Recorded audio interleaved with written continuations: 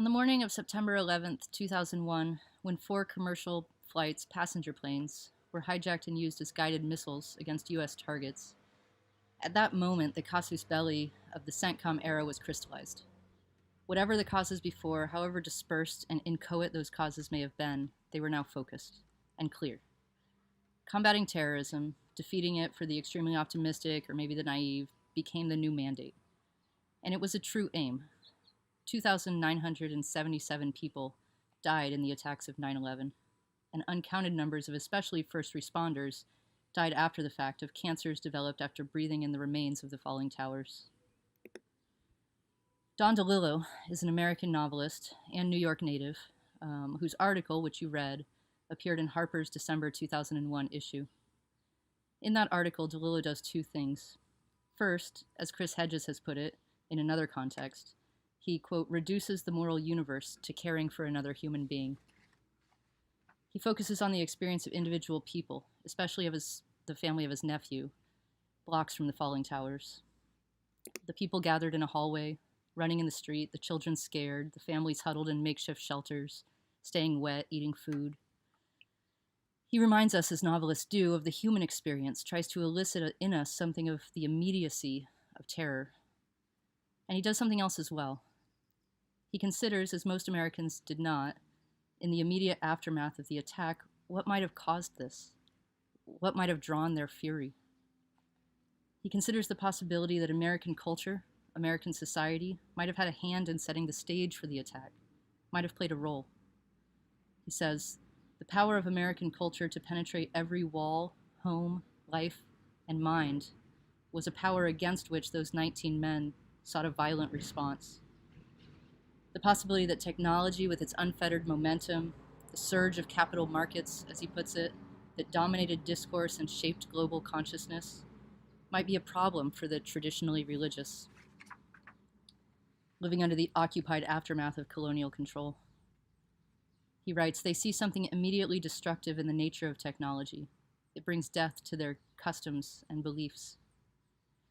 This isn't an apologist article. It doesn't say that the attacks were justifiable, doesn't suggest that those who went to work on Tuesday morning and then held hands to jump to their death from buildings on the brink of collapse, doesn't suggest that they somehow deserved this. But it does seek to understand what happened, and to understand it even from the perspective of those whose unforgivable actions rained death on the streets of Manhattan and Washington, D.C., and on that field in Pennsylvania.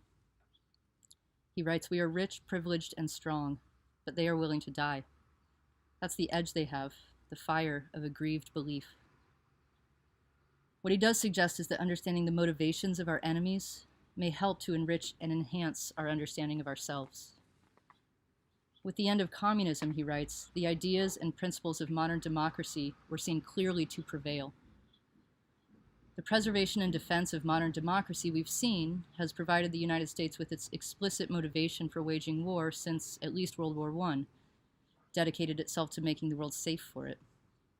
In a telling and honest terminological shift, Bill Clinton's national security advisor began in the 90s to talk about, quote, market democracies. Here, our language recognizes what has been true for some time, that modern democracy required free market capitalism. This is globalization through the dollar.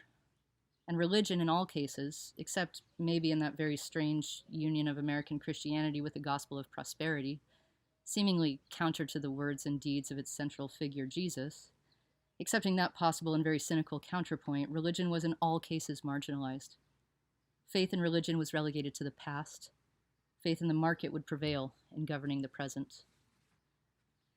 This was especially problematic for the Muslim world, from Bosnia to Iran to Somalia. So DeLillo considers this. With the fall of communism, what could possibly counter the force of capitalism? Because with the global war on terror, unlike with the Cold War, America was not the only one with God on their side. In fact, the terrorist forces claimed God's protection and approval with a fervency that America, had long since let go. So would it be technology versus God? Market democracies versus traditional religion? There are no easy answers here, and DeLillo offers none.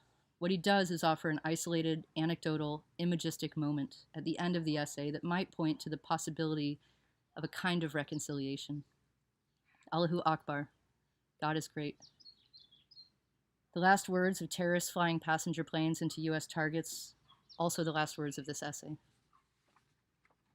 In a recent New York Times op-ed about Confederate monuments, Elliot Ackerman writes that, quote, if we hope not to pass along today's battles to our children, then we have to begin the shift from reckoning to reconciliation. Remember, if there be troubles, let them be in our time, that our children may know peace. Standing as we are now at the historical moment when the children of those who enlisted and deployed in the immediate martial aftermath of 9/11 are themselves enlisting and deploying to the same combat zones, can we begin that shift? Is there reconciliation possible between the two dominant ideological forces operating on the global scene today? I don't know. If there is, then I suspect that it will require a dedication to a greater self-reflection and situational awareness. Martin Luther King said that we don't make history, history makes us. And I think he's right, but we do make the future. That's the corollary. And in the immediate aftermath of 9/11, America did not, on the whole, turn to a greater self-reflection or situational awareness. Niall Ferguson has said that 9/11 was a turning point in history, when history failed to turn. And maybe this is what he means. As a whole, Americans did not consider history or our part in creating what was then the present.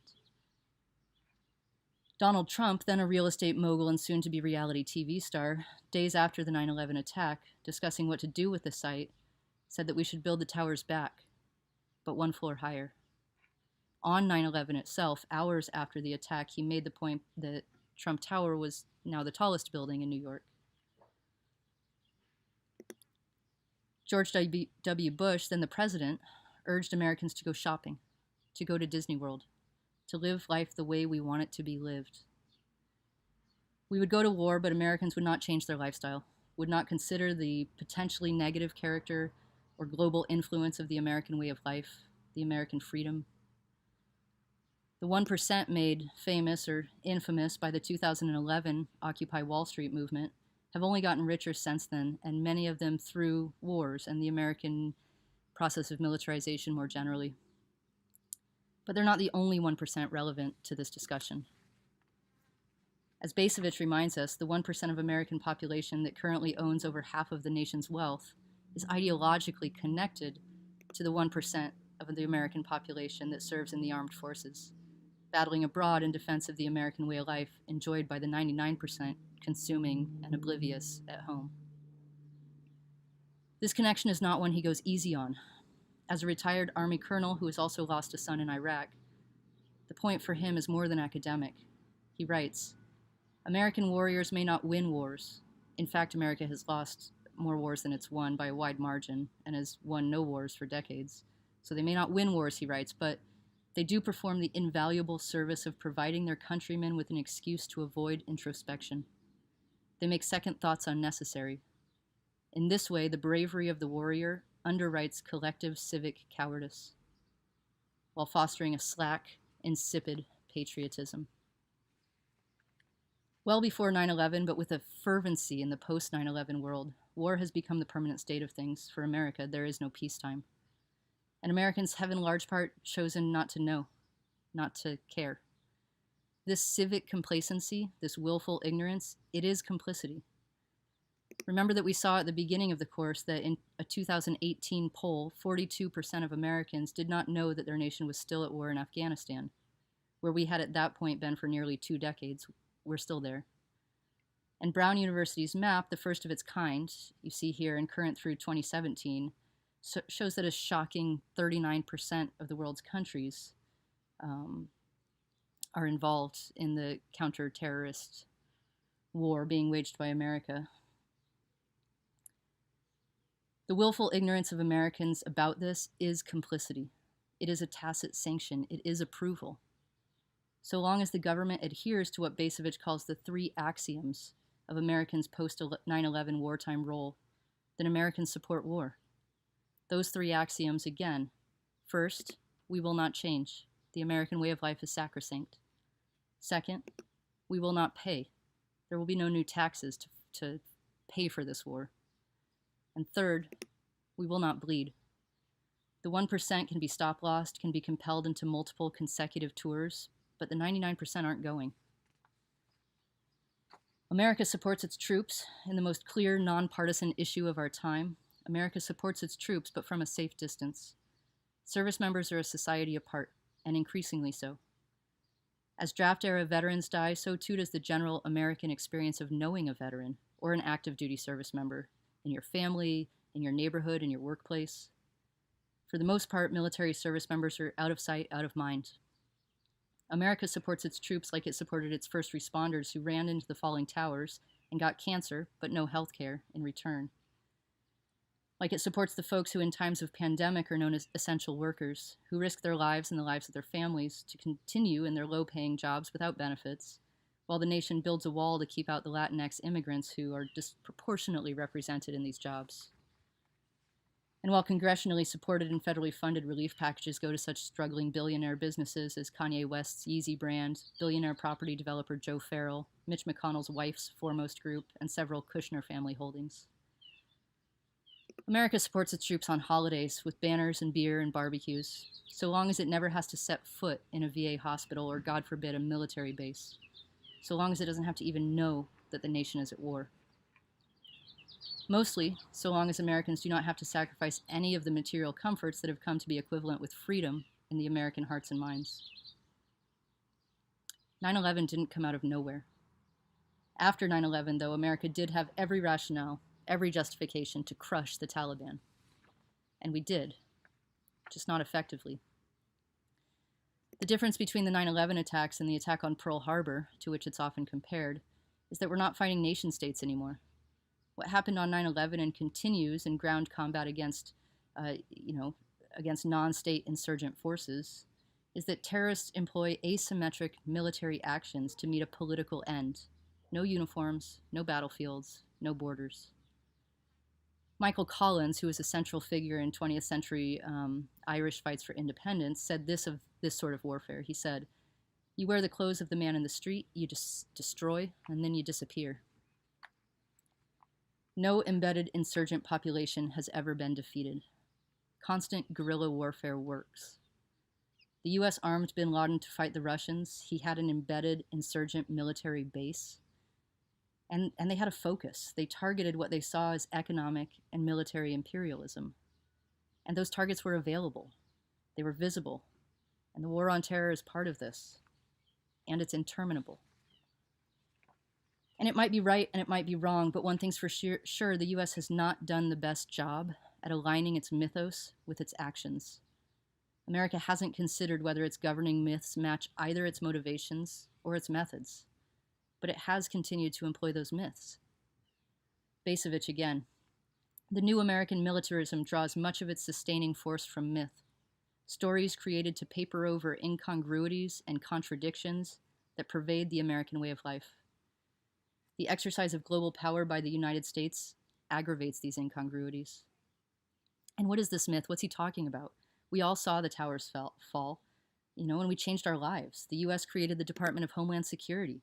Turns out the Department of Defense had long been concerned not with defense, but with power projection. And the Transportation Security Administration was part of that. Air travel would never be the same.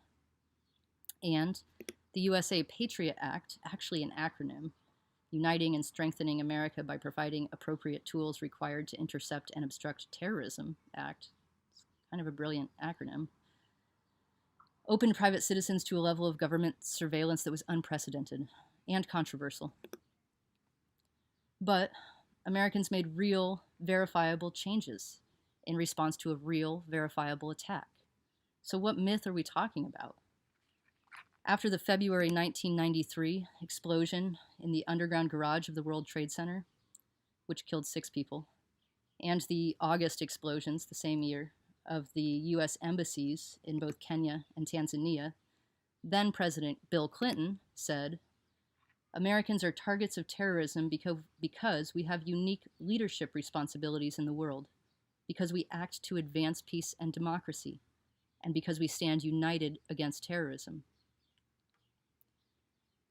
Now, it's not that he's wrong, but here, as elsewhere, the story we tell ourselves about ourselves is a story according to which terrorism has nothing to do with U.S. foreign policy.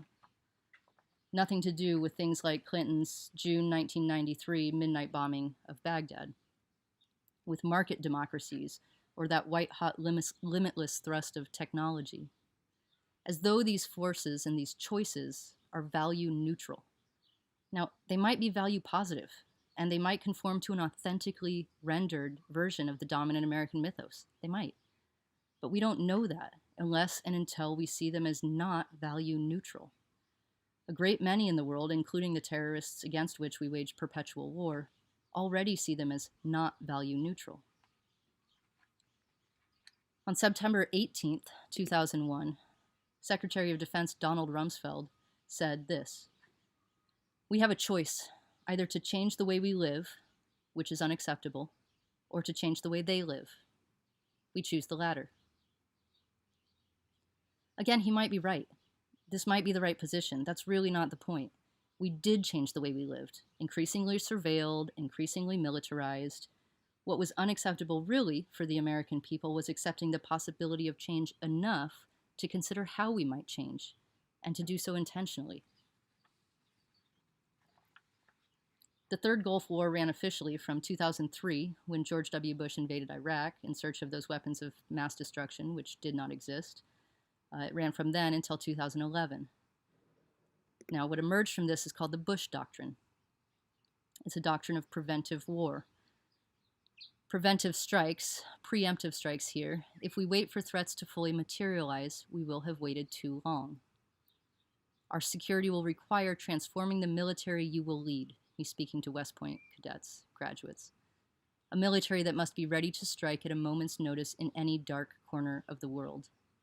Now, a few months later, he articulates the Bush Doctrine explicitly. The first duty of the United States remains what it has always been: to protect American people and American interests. The greater the threat, the greater is the risk of inaction. To forestall or prevent such hostile acts by your adversaries, the United States will, if necessary, act preemptively in exercising our inherent right of self-defense. To confront threats before they emerge, in anticipatory self-defense. This is called preventive war, and it was explicitly condemned by the Nuremberg trials of 1946 as immoral and ethically baseless. By the end of 2004, we were spending about $7 billion a year. $7 billion a month in Iraq.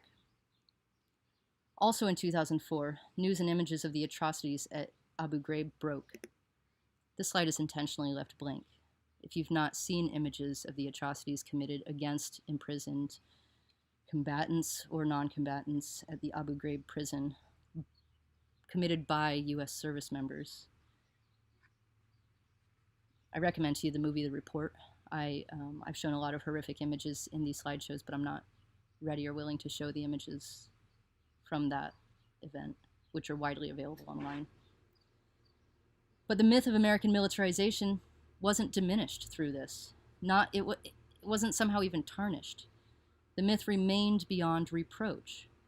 From Bush's second inaugural in 2005, he says, "From the day of our founding, we have proclaimed that every man and woman on earth has rights and dignity and matchless value because they bear the image of the maker of heaven and earth. Across the generations, we have proclaimed the imperative of self-government because no one is fit to be a master and no one deserves to be a slave.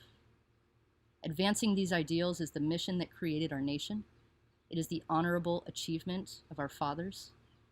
And now it is the urgent requirement of our nation's security and the calling of our time."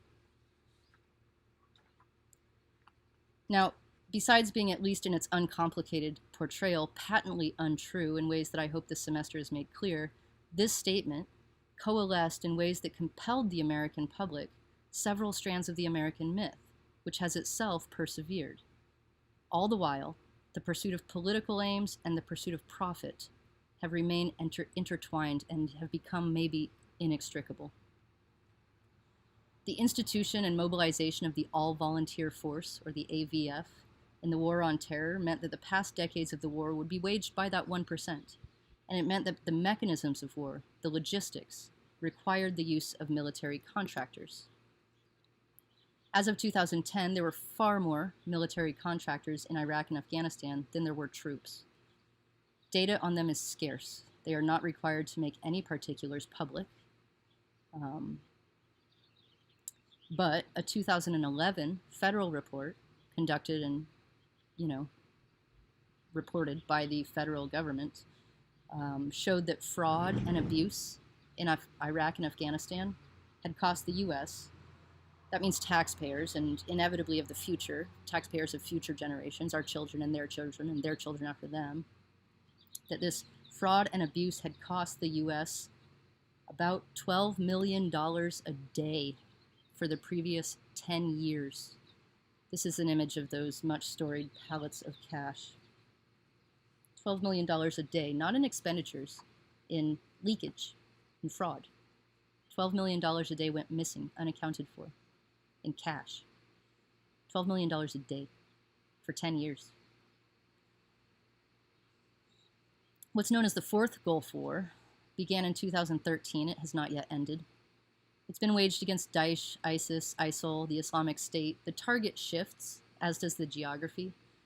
In the global war on terror, Americans have engaged the enemy in, we see this slide again, Iraq, Afghanistan, Lebanon, Grenada, Panama, Somalia, Haiti, Bosnia, Kosovo, Pakistan, El Salvador, Honduras, Colombia, Guatemala, Libya, the Sudan, and Yemen that we know of. On almost any measure, it has not been successful. Under American occupation, for instance, Afghanistan produced 90% of the world's opium. Attempts to curtail this, to build an alternate economy, cost the U.S. more in real dollars than did the Marshall Plan, which rebuilt Europe after the Second World War. And it didn't work. Under George W. Bush, the U.S. ended up spending over $600 billion a year on war. Now, President Obama ran on the promise to get America out of war, and his administration started referring to America's undeclared wars as, quote, overseas contingencies operations. So in name, maybe he got America out of war. We don't call it that anymore. By 2015, CENTCOM, also known as the CENTCOM, which is short for the Special Operations Command, it's one of those U.S. commands that's not geographically based, had 72,000 personnel operating in well over 100 nations. Again, the exact number is debated, 120-something, 130-something on the conservative end. This command initiates secret attacks in nations with which America is not at war, and it's been expanding. President Obama authorized far more drone attacks than did his predecessor, and that same trend holds with deportations. It's increasing, and more. His successor has authorized more, both drone attacks and deportations. They're going up.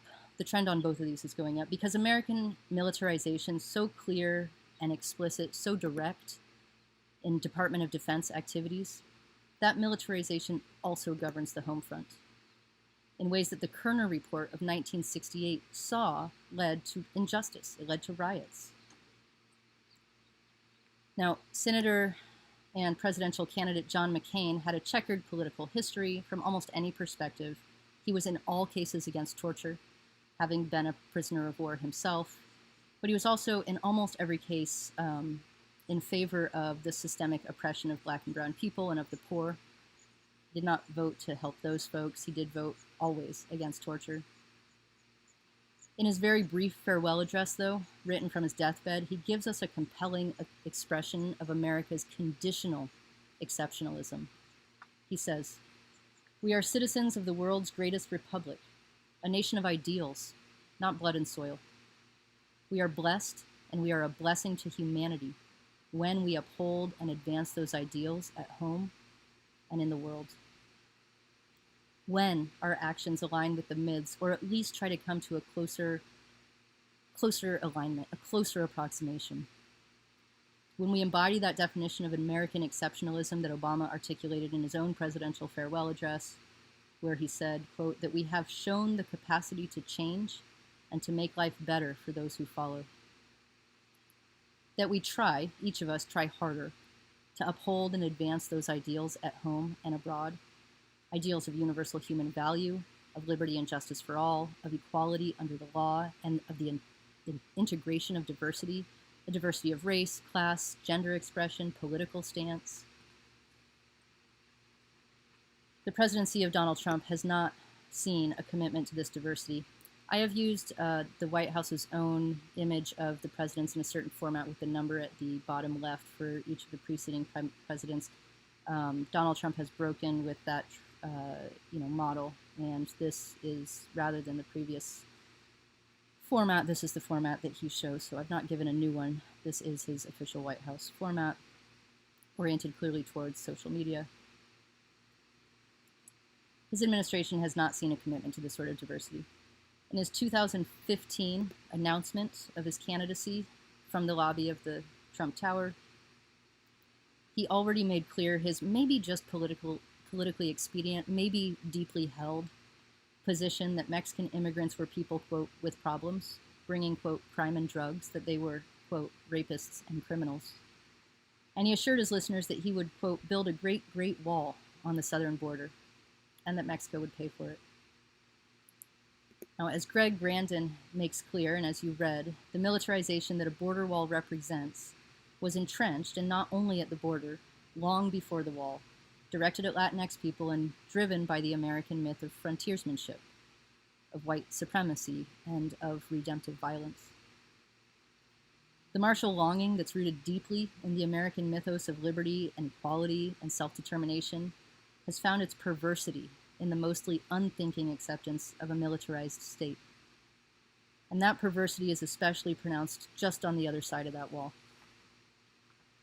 where deported American veterans wait, working towards the glimmer of hope that they might one day be allowed to return to this country whose ideals they risked their lives to uphold and advance, working towards a glimmer of hope that that one day, the day that of their permitted return, will come before their remains are returned to be buried with honors in the soil whose ideals they gave their blood to serve. That perversity is pronounced when U.S. Border Patrol attempts to censor the art, the mural, painted by these deported veterans on the south side of the wall, when the Border Patrol gets into the business of censoring and shaping the living myths of creative expression. And that perversity is no less pronounced when children are caged, when families seeking asylum from the violence of countries whose corrupt governments are the direct result of past CIA involvement, when those folks are given the option of entering and being held within a COVID-infested holding cell, or returning to their countries of origin, where they face certain violence and probable death.